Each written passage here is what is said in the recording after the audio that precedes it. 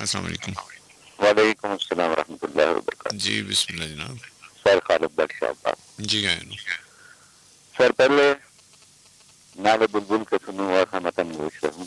हम्म मैं भी कोई गुल हूं कि खामोश रहूं। हम्म और तमाम सुनने की और खिदमत गुजारिश कि आमन तो बिल्लाह कि मेरा अल्लाह पे ईमान हम्म मलाइकते ही हम्म ਉਹਦੇ ਫਰਿਸ਼ਤਿਆਂ ਤੇ हम्म ਕੁਤਬੇ ਹੀ ਉਹ ਕਿਤਾਬਾਂ ਜਿਹੜੀਆਂ ਉਹਨੇ ਭੇਜੀਆਂ और रुसले ही हम्म और जो रसूल है दुनिया से है और यौम आखिर हम्म ईमान ईमान दी मतलब है शराइत। हम्म तो बहुत खूबसूरत प्रोग्राम और मुख्तलिफ मैंने तो कोई हक नहीं पहुंचता किसी भी कॉज के उत्ते मतलब चर्चा करन दा मगर थोड़ा क्या है कि जनेसर साहब नु आई salute Janesar Sahab I salute with the both hand कि ਅਸੀਂ ਨਸੀ ਇਹਦੇ ਖੁਦ ਕਲਾਮੀ ਦੀ ਬਜਾਏ ਅਸੀਂ ਨਸੀਹਤਾਂ ਫਰਮਾ ਰਹੇ ਹਾਂ। यानी कि सबने पता यार असि मुसलमान है असि कुरान पढ़ने ਸਾਨੂੰ पता कुरान ਵਿੱਚ ਕੀ ਹੋਗਾ ਗੱਲ ਹੈ ਇਹ ਕਿ ਉਹਦੇ ਚੋਂ ਅਸੀਂ ਦੇਖਣਾ ਕਿ ਤਹਿਕੀਕ ਦਾ ਸਾਨੂੰ ਕਿਹਾ ਗਿਆ ਨਾ ਤਹਿਕੀਕ ਕਰੋ। और पहले मैं अर्जा कर लवा कि खुद कलामी मुख्तलिफ अदवार जो मुख्तलिफ किस्म की होती है ना स्टेज वाइज मतलब एज वाइज ना। हाँ मतलब बच्ची मेरी मैं पूछा तू है होने पहले मैं पूछा बेटे खुद कलामी कर दो तेरी यूनिवर्सिटी में जहाँ करने हाँ दो करना की कर दो। मेरा पेपर था मैं सोच रही था या अल्लाह मैं अपने गल है कि माइकल एंजलो आएगा डोनाटेलो आएगा या पिकासो के बारे में किया जाएगा अपने यानी वो मुताबिक है ना। वो जिसले कुछ लोग ऐसे ने जो बेचारे कि मैं सवेरे जा मैं यार इंज करांगा इस तरह करा तो मैं इंज कर सकना इस तरह हो जाएगा।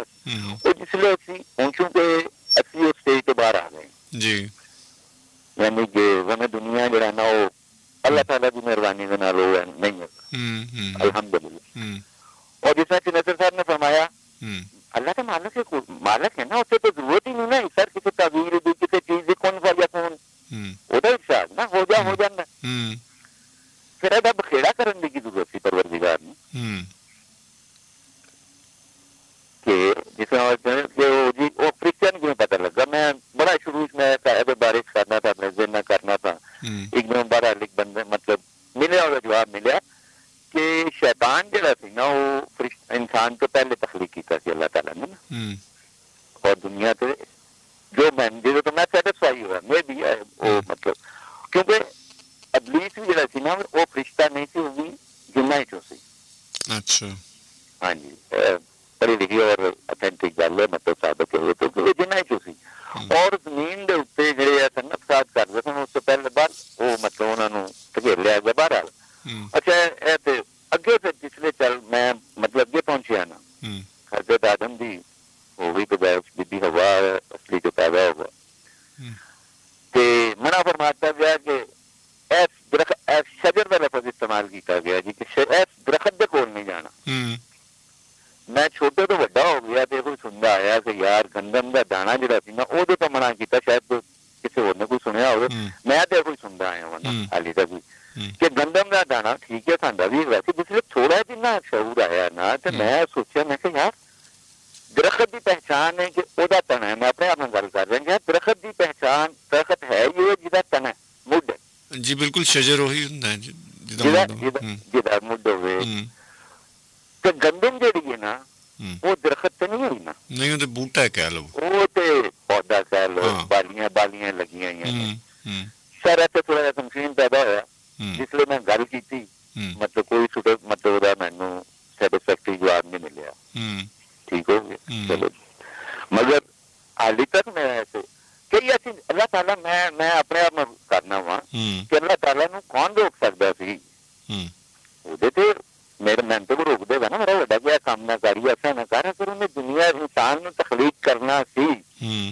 फरिश्तों ने मतलब क्राइटेरिया फरिश्तियां क्या या जिस तरह जो कुछ भी होया तो अल्लाह ताला ने ਇਹ ਚੀਜ਼ मैं सोचना मैं अपने आप में कुछ खिलाफ मैं फिर एक बार कहना कि अल्हम्दुलिल्लाह मैं मुसलमान है इतने मुसलमान नमाज भी पढ़ना रोजा भी रखना ਤੇ ਤੀਸਰਾ ਵੀ ਅੱਛਾ ਸਾਡੇ ਅੰਦਰ ਜਿਹੜਾ ਡਰ ਹੈ ਉਹ ਬਹੁਤ ਜ਼ਿਆਦਾ ਹਾਵੀ ਨਹੀਂ ਹੋ ਗਿਆ ਬਹੁਤ ਮਤਲਬ ਹਾਂ ਮੈਨੂੰ ਡਰ ਪਤਾ ਕੀ ਆਉਂਦਾ ਹੈ ਤੁਸੀਂ ਹੁਕਮ ਕਰੋ ਕਿਸੇ ਟਾਈਮ ਦੇ ਉੱਤੇ ਮੈਂ ਜਿੰਨੇ ਵੀ ਮੁਸਲਮਾਨ ਨਾਲ ਫਿਰਕੇ ਨੇ ਜਿਹਦੇ ਤੋਂ ਮੈਂ ਬਿਲੋਂਗ ਕਰਨਾ ਜਿਹਦੇ ਤੋਂ ਜ਼ੈਦ ਬਿਲੋਂਗ ਕਰਦਾ ਹੈ ਜਿਹਦੇ ਤੋਂ ਬਕਰ ਬਿਲੋਂਗ ਕਰਦਾ ਹੈ ਸਾਰਿਆਂ ਦੇ ਉੱਤੇ ਕੁਫਰ यही है ना।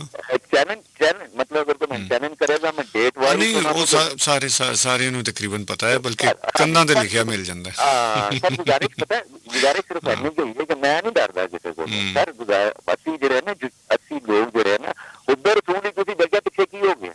मैं सवाल करना यार और रहमतुल्लिल आलमीन उन्होंने मतलब जब नहीं करता वैसा इसको ना पापोश मुबारक पर गए ਉਹ ਅਸੀਂ ਉਹਨਾਂ ਦੇ ਗਲੀਆਂ ਦੇ ਕੁੱਤਿਆਂ ਦੇ ਬਰਾਬਰ ਵੀ ਨਹੀਂ ਹੈਗੇ। ਅਸੀਂ ਉਹਨਾਂ ਦੀ ਹੁਬ ਕਿਸ ਤਰੀਕੇ ਨਾਲ ਇਜ਼ਹਾਰ ਕਿਸ ਤਰ੍ਹਾਂ ਕਰਨੇ ਆ ਯਾਰ, ਅਸੀਂ ਖੂਨ ਦੇ ਕੀ ਕਰਨੇ ਆ। ਸਿਰਫ ਇਸ ਗੱਲ ਤੋਂ ਡਰ ਆਉਂਦਾ ਸਰ, ਹੋਰ ਕੋਈ ਗੱਲ ਨਹੀਂ ਹੈ। ਮਤਲਬ ਇਹ ਮੁਰਤਦ ਹੋ ਗਿਆ ਜੀ, ਇਹ ਫਲਾਣਾ ਹੋ ਗਿਆ ਜੀ, ਫਤਵੇ ਵੀ ਚਾਹੇ ਵਾਜਿਬੁਲ ਕਤਲ ਹੋ ਗਿਆ ਜੀ, ਉਹ ਤੁਹਾਡਾ ਭਲਾ ਹੋ ਜਾਏ। ਔਰ ਉਹਦੇ 'ਚ WhatsApp ਜਿਹੜੀਆਂ ਅਸੀਂ ਮਤਲਬ ਖੁਦ ਕਲਾਮੀ ਵਿੱਚ ਗੱਲਾਂ ਕਰਨੇ ਆ ਨਾ, ਇਹ ਸਾਰੀਆਂ ਗੱਲਾਂ ਕਰਕੇ ਅਸੀਂ ਬੜੇ ਮੁਤਮਈਨ ਹੋ ਜਾਂਦੇ ਆ। ਬਿਲਕੁਲ ਬਿਲकुल। ਆਪਣਾ ਦੇਖੋ ਨਾ ਜੀ, ਵਜ੍ਹਾ ਹੈ ਨਾ ਕਿ ਫਿਰ ਮੈਂ ਤਹਿਕੀਕ ਵਿੱਚ ਲੱਗਣਾ ਸ਼ੁਰੂ ਕਰ ਦੇਣਾ ਨਾ, ਉਹਨਾਂ 'ਚ ਮੇਰੇ ਅੰਦਰ ਉਹ ਇੱਕ ਲੱਗੀ ਰਹਿੰਦੀ ਹੈ ਨਾ। ਔਰ ਇੱਕ ਕਤਾਰਸਿਸ ਹੁੰਦਾ ਹੈ ਇਹ ਸਾਰਾ ਜਿੰਨਾ ਵੀ ਮਾਮਲਾ ਹੈ, ਜੋ ਸਾਰੇ ਮਾਮਲਾਤ ਨੇ। ਔਰ ਯਕੀਨ ਕਰੋ ਮੈਂ ਆਸ਼ਾ ਮੈਂ ਮਤਲਬ ਇਮਾਨਦਾਰੀ ਨਾਲ ਐਡ ਕਰ ਰਿਹਾ ਵਾਂ ਕਿ ਮੈਨੂੰ ਕੋਈ ਮੁਤਮਿਨ ਨਹੀਂ ਕਰ ਸਕਿਆ। ਔਰ ਮੈਂ ਆਪਣੇ ਆਪ ਨੂੰ ਮੁਖਤਲਿਫ ਕਿਤਾਬਾਂ ਦੇ ਨਾਲ ਮੁਖਤਲਿਫ ਤਰੀਕੇ ਨਾਲ ਮੈਂ ਆਪਣੇ ਆਪ ਨੂੰ ਆਪ ਹੀ ਮੁਤਮਿਨ ਕੀਤਾ ਜੀ। ਬਿਲਕੁਲ ਠੀਕ ਹੈ।